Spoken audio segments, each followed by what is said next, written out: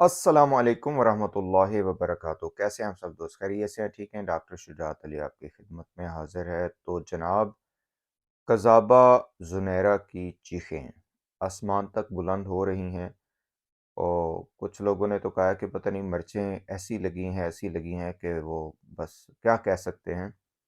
और ईद की जो खुशियाँ थीं वो भी ऊपर नीचे हो गईं। और जनाब, जामे शीरी ने बर्बाद कर दिया। और एक और बात जो सामने आई वो ये आई कि परी जो है वो अब जिन बन चुकी है। तो जी सूरत हाल आपके सामने है।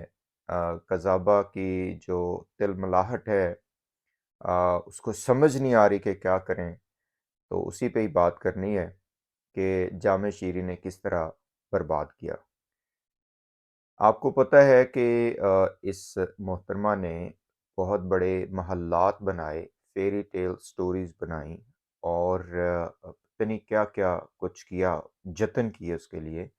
2-3 पहलू जो मैं सिर्फ समराइज़ करना चाहूँगा। एक साइड पे तो ये कि बच्ची के हवाले से ऐसी स्टोरी घड़ी कि सुनते ही इंसान कह देता है कि भई इसके ऊपर यकीन नहीं किया जा सकता।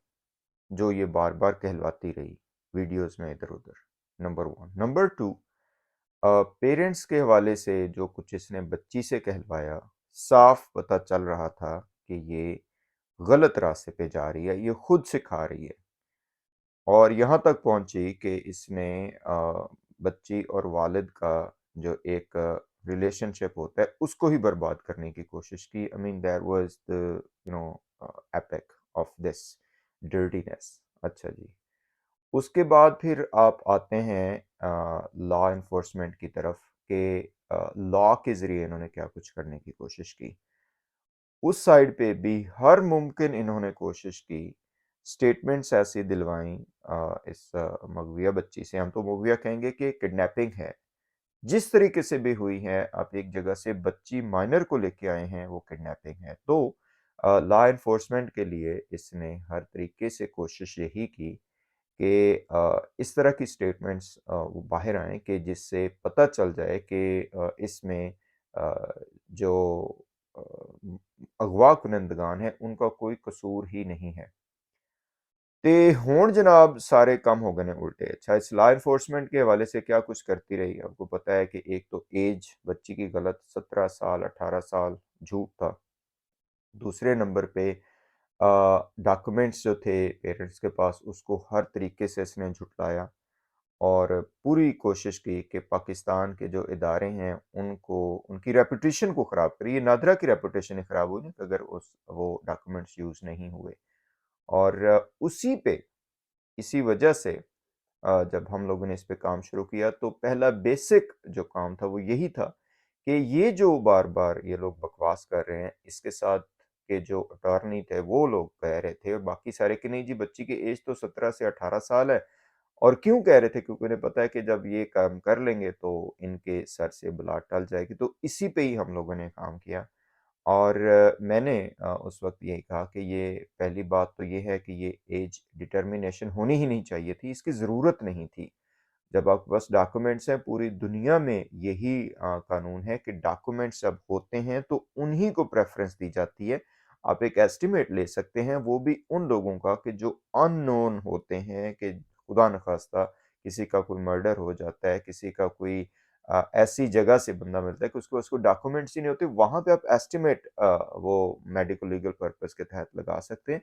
लेकिन ये क्या बदमाशी है कि आप ये सब कुछ होते हुए, पासपोर्ट होते हुए, बर्थ सर्टिफ़िकेट्स होते हुए, हर चीज़ होते हुए आपने फिर कह दिया जी ऐज डिटर्मिनेशन करवा लें और वहाँ पे चूँकि हमारी सेटिंग है और एक पर्ची डॉक्टर बैठी हुई है या बैठा हुआ है और उसके ज़रिए जनाब हम ऐज लिखवा लेंगे और उसके बाद काम सेटल हो जाएगा। ये पूरा एक प्लानिंग के तहत था। ये इन्होंने लॉ एनफोर्समेंट को धोखा दिया।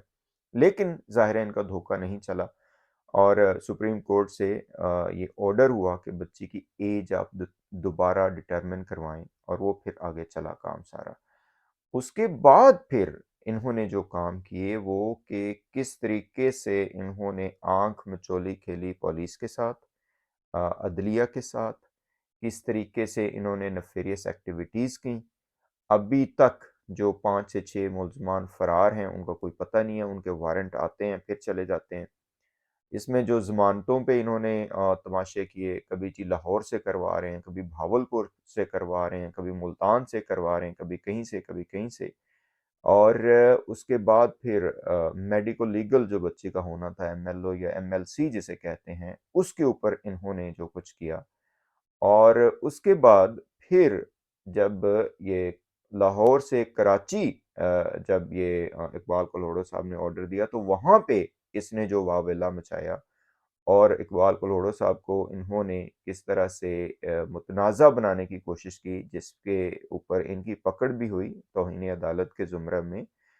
और इसके बाद जो असल बात आती है वो ये आती है कि जब अदलिया ने इजाज़त दी कि पेरेंट्स जो हैं वो बच्ची से मिल सकते हैं इन चाइल्ड प्रोटेक्शन सेंटर, तो इसके अल्फाज हमें याद हैं कि इसने कहा कि क्या क़यामत नहीं आ सकती कि जी ये मुलाकात इनकी रुक जाए।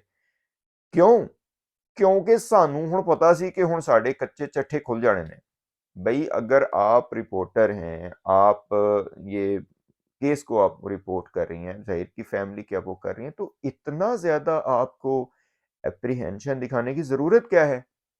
जो मेरिट पे बात है, मेरिट पे होने दें। इधर से जी अपनी वो एप्लीकेशंस डाल दें कि हस्बैंड को भी मिलने का मौका दिया जाए। लख दी लानत ही तुहाडे मुँह ते। वैसे इनके साथ वाले जो असल बात है ना, जो इनको मशवरा देने वाले थे, हम तो शुरू से कह रहे थे इसको कि बीबी ये बच्ची माइनर है। और अब चूँकि बात ये चल निकली है और इंटरनेशनल लेवल पे ये बात हो रही है, ओवरसीज़ इसके ऊपर बात कर रहे हैं, तो ये आप छुपा नहीं सकती ये काम जो आपने किए हैं। जामे शीरीं अब आपका बह जाएगा, वो उल्ट पड़ जाएगा आपको, लेकिन इसने नहीं मानी। चलते गए जी, डॉक्टर फातिमा वाला इन्होंने ड्रामा रचाया, उस वक़्त ही हमने कह दिया था। उसके बाद भी बड़े-बड़े दावे करते रहे। पहले जो 7-7 और दावे वो तो आपको पता ही है कि जी बच्ची तो मिलेगी नहीं, जिस दिन चली जाएगी उस दिन मुझे बताना। फिर और इन्होंने कहानी शुरू कर दी। खैर वो 6 जनवरी को जो कुल्ले-शुल्ले और शेरवानियाँ थी वो भी फट गईं।